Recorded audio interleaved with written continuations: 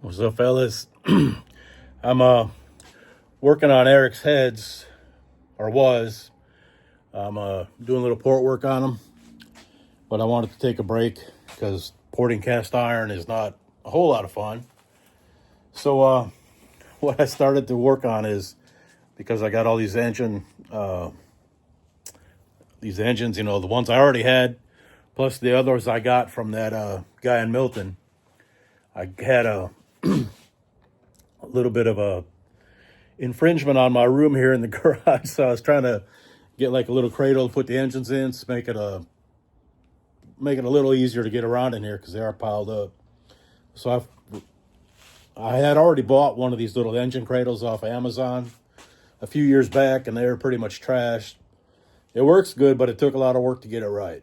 So I bought another one. I couldn't remember the company I bought the first one from, so I just like, well, I'll take a fly on it, you know. Knowing I got to put some work into it. Well, here's the work I got to do. So this is supposed to be the brackets that go on the back end of it, hold up the back of the engine. Look at that. Well, they ain't terrible, I guess, but man, oh man, could have at least lined it up. So I had to cut both of them off. So those will go on the back to the, they attach to the back of that arm, and then went down to the dowel. They could have got bolted on. And then this one, right here, is where it should bolt in. I had to drill these out to get them because they weren't lined up real good. And so what I'm gonna have to do is I'm gonna cut it right here, whip that off there, move this back, and then weld it back on. And then these things, I might, I'm gonna cut that plate off, possibly. That's plan B. And then weld it back on here like so.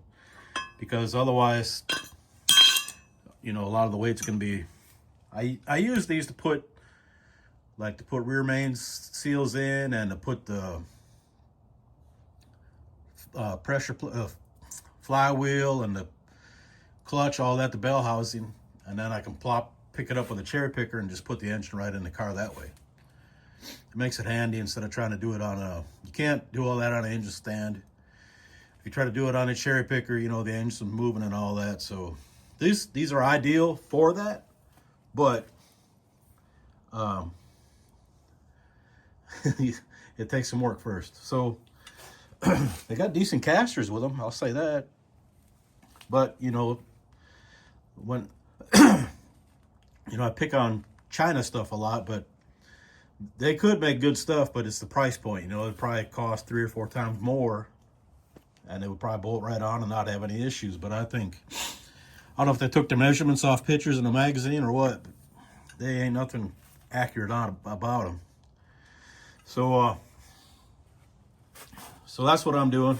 Like I said, I was porting Eric's heads, and I'm kind of got that one about done, and then working on the others. When I get this head done, then I'll weigh it to see how much metal I took out of it. But in the meantime, I'm gonna monkey with this thing.